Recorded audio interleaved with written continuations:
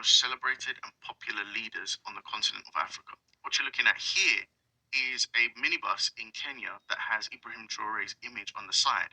And I've seen a few stories now about how Africa-wide bus drivers are starting to paint his picture on their buses. This should give you an idea of just how popular he is. So just to quickly catch up with the story, last week, General Michael Lang, in which the ruling elite of a country is receiving gratuities on the side in order to the benefit of the strongman leader and not to the populace of the country. Absolutely, Chairman. I see this and I don't mind calling them out, but Captain Tory and Burkina Faso, as they know that both, whether it's their gold reserves, that is all those proceeds are just in exchange to protect the junta regime. And what ensued was a social media backlash amongst many Africans and Pan-Africans and diaspora across the world. I myself made a video explaining why this is a huge inaccuracy. It's a huge hypocrisy. And I listed everything that Ibrahim Traore has been spending the Burkina Faso coffers on, which essentially resulted in the Burkina Faso GDP increasing over the time he's been in power. But what I didn't know, which is the revelation I'm explaining today, is that since Ibrahim Traore has been in power, Langley has been visiting all of the surrounding nations of the AES. What this means is that militarily, strategically, the United States have surrounded the AES countries. One by one, he has been going and even making alliances with countries that America has had negative ties with, always in the guise of strengthening ties and increasing security in the Sahel region. The Sahel region is populated by Niger, Mali, and Burkina Faso. Yes, it spreads beyond that, but if you're talking about the Sahel region, these are usually the main countries you're talking about. Since Ibrahim Traore took over and kicked out the French, the British, and the Americans from the gold mining and other resource control that they had, Langley has not visited any of those countries. He comes out and says this public statement, which casts a light on his movements. So the countries surrounding the AES nations are Chad, Libya, Algeria, Mauritania, Senegal, the Gambia, Guinea-Bissau, Equatorial Guinea, Sierra Leone, Liberia, Ghana, Ivory Coast, Togo, Benin, and Nigeria. And he's visited almost all of them. Don't believe me? I've got some receipts. Chad, January 2024. US forces returned to Chad, but with a different objective. You can see down here, this is September 2024. US Africa Command confirmed that a small contingent of American personnel remain in Chad supporting counterterrorism missions. You've got a picture right here of Langley in Chad with their military. Libya. US general meets with alleged war criminal in Libya. So the leadership there has been described as a war criminal. So why suddenly does America need to go there? It says down here, US Marine Corps General Michael Langley called on Hifter, the leader of the Libyan National Army. During a series of meetings, Hifter expressed his desire to expand security engagement with the US. These are strategic moves he made up with him here again in Benghazi. Algeria. Go on down the list. Benin, Togo, Ghana, Ivory Coast, Liberia. The only places he hasn't visited are Guinea-Bissau, the Gambia, Equatorial Guinea, and Sierra Leone, which is actually a small landmass in terms of the border of the AES nations. The likelihood is that the US can do things like put drones in all of these countries that they visited. They can do surveillance. And if they wanted to do any interventions, they can do so. They can pick and choose militarily what actions they may or may support in the area. One of the potential destabilizing tactics that could be used is that the US creates this very tight border, making it very uncomfortable for the extremist jihadist groups. So then they're forced to reside within the borders of the AES. And that's where the majority of the havoc happens. Then they can point to the AES leaders like Ibrahim Traore and say, this guy doesn't have control of his country. Terrorism has increased since these guys have been put in charge. Means that there's more destabilization, more opportunities to try and turn and twist the sentiment against these leaders, particularly when terrorist attacks happen. When I first heard Langley on that Senate meeting, very active on ground already for the past 2 years, which is very worrying. You can't underestimate the military and the mind of the United States. They are very smart. They're very good at what they do. We as Africans would just like to see them not involved in any meddling. But we as Africans, I think, all know that America is only interested in relationships with Africa based on their own interests. Are there Helping the people on ground, no matter what they tell us, no matter how concerned they seem to appear about the everyday African on ground. Right now, there's growing concern for the safety of Ibrahim Traore, and I, for one, will be personally devastated if anything happens to this guy. Just in case you think it is without foundation that some of us think that it is a possibility that Ibrahim Traore could be assassinated. There's already been 18 attempts on his life, including an attempt that happened just last week. And unfortunately, there is precedent set for the United States to be involved directly or indirectly in African leader assassinations. We only have to look at the three following examples of Thomas Sankara, who the US never publicly acknowledged involvement in the assassination, but there is plenty of evidence suggesting indirect complicity. Then you've got Kwame Nkrumah. Declassified documents and historical accounts confirm CIA involvement. And then you've got Patrice Lumumba, who it is now confirmed through declassified documents that Eisenhower authorized his assassination. This is a tweet from Wode Maya, who said, in Burkina Faso, civilians sleep at every roundabout at night just to protect their president. Will you ever do that for your president? If you don't know, Wode Maya is probably the biggest YouTuber in Africa, and he is currently spreading the word about the AES nations. I just want to educate you all. This is the... All right, Shalom. This is Ariel Ben Yasharallah, the analyzing in camp. First and foremost, I want to give out praise, honor, and glory to Yahweh, Bahasham, Yahweh Shai, Bahasham, Ha, Rechak, Wadash, Ma'amath. A double honor to the elders and apostles of Great Millstone who rule well and teach well. A double honor to our elder, my elder as well, Harwan Ben Yasharallah, the analyzed in camp. And a sincere Tawada to the Akim, Dakwathim, and the Bunyam, the brothers, the sisters, and the children who are believing and pushing the truth with sincerity. Tawada and Shalom. As you've seen in that video beforehand, America doing American shit, meddling in the land of Canaan.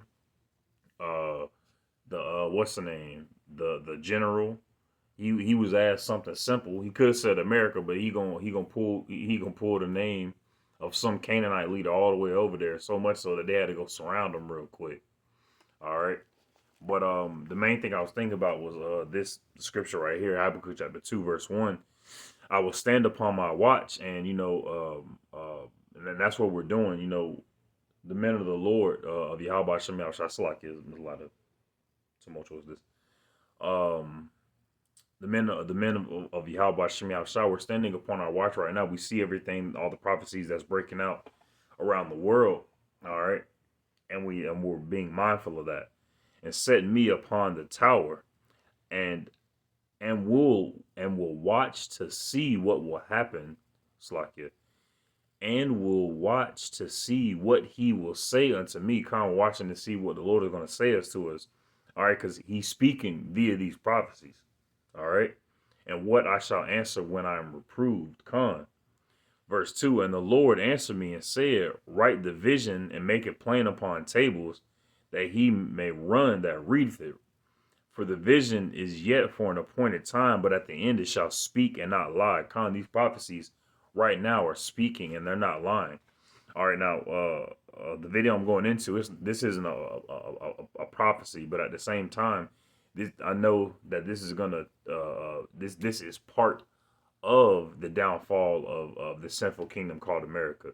All right, because the leader, the Canaanite leader of that land, he's not doing anything. The only thing he did to an Edomite power was move them out of his country. That was the only thing he did to him. All right, and he stopped the exploitation of his land. All right, so he's actually doing the right thing for his people.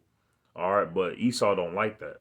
Esau don't like the right thing to be done. They want disorder. They want chaos. They want matter of fact. It's really coming out, Terry. and shall not lie, though it tarry, wait for it, because it will surely come, it will not tarry. Con. All right, the prophecies shall not tarry. All right, the Salakia. I'm getting excited. The destruction of America will not tarry. All right, it's happening. It's happening fast right now as we see it before our eyes. All right, there's all this there's all this darkness right now. Well, I'll say dark, but there's all this poverty right now. There's all this mass hysteria over here in America, but yet they're worried about Canaanite man over there ruling his Canaanite land. Crazy. And I say Canaanite, African Ham. Let me keep going.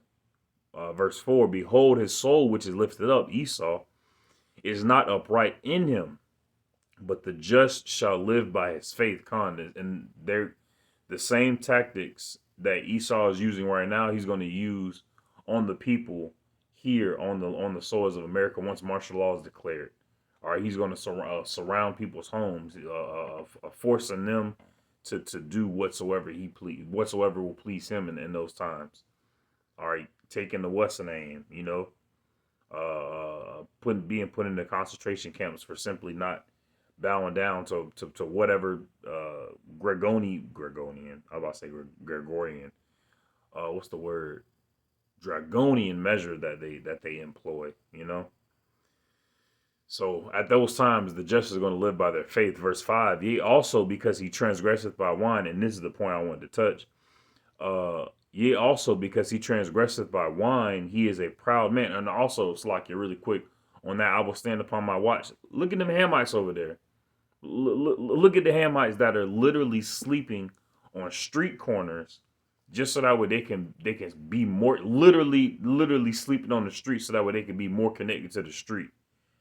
But just so that way they can know what's going on if anybody tries to do anything crazy to in their mind, their king. You have some fanatics over here in America, but at the same time, people aren't going to do it for the land of America. All right.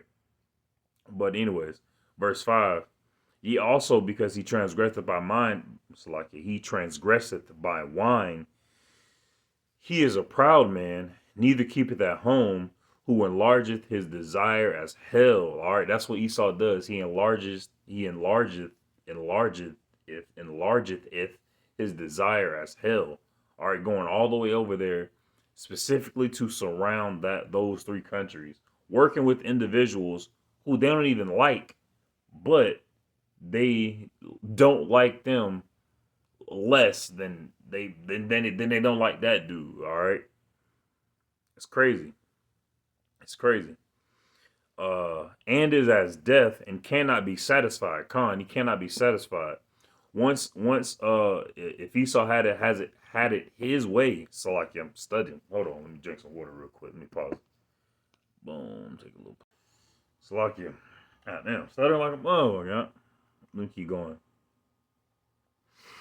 Neither keepeth at home who enlargeth his desire as hell, and is as death, and cannot be satisfied. If Esau had it his way, after he crushed those three kingdoms that he's surrounding over there in Africa, he would then put hell on the places that he teamed up with, and they're gonna be like, oh, what? And then he's eventually just gonna try to take over everything. That's the way Esau worked. Esau can't be satisfied.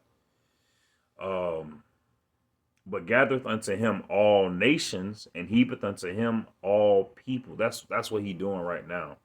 All right, that all of these immigrants that's coming in, they're coming in because they have the delusion of the American dream in their mind that was sold to them by America, but through their media, through their propaganda, through their military exploits. Verse 6: Shall not all these take up a parable against him, and a taunting proverb against him, and say, woe to him that increaseth that which is not his, how long? And to him that ladeth himself with thick clay. That debt that America is in. That's why that military general talked about that gold, because he was like, oh, he spent it all on himself. Nigga, you want some? That's it. Just laden unto himself with thick clay. He wants everything. Can't be satisfied. All right, but specifically that laden himself with thick clays, talking about that debt that America's in right now. All right, that pit that they think they're digging for Jacob, but they're really digging for themselves, that they're gonna fall in. All right. Let me get my next scripture. I didn't have too many scriptures. I only had two. I only had these two scriptures that popped up in my mind when I was watching the video, so I'm just bringing them out. Lord willing, this lesson is edifying to the hopeful elect. This is 2 Timothy chapter 3, verse 12. It says, "Yea, and all that will live godly in a Mashiach Yahushai shall suffer persecution." Wait, hold on, what? Oh, come on. But the evil man and seducers shall wax worse and worse, deceiving and being deceived. All right, so I brought this out because the evil men and seducers shall wax worse and worse. All right, and that's what's going on right now. All right, yea, all that will live godly in the Mashiach Yahushua shall suffer persecution. So the same things that's happening to those Canaanites over there, same thing that's happening to all the quote unquote third world countries is going to happen here to America. All right, all that persecution is going to come on to the nation of Israel, but even more so to the hopeful elect. All right, but you pray that no evil comes nigh thy dwelling. All right, and all the persecution is meant to try the man to be made into gold. But more so, I wanted to focus on the verse 13. But evil men and seducers shall wax worse and worse, deceiving and being deceived. All right, so that military general, he went around to all those countries deceiving.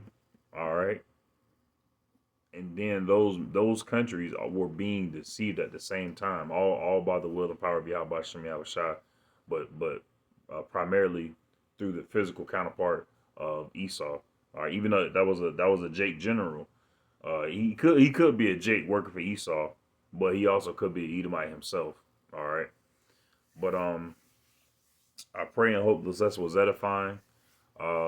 Make sure we stay prayed up. Make sure we stay fasting and praying.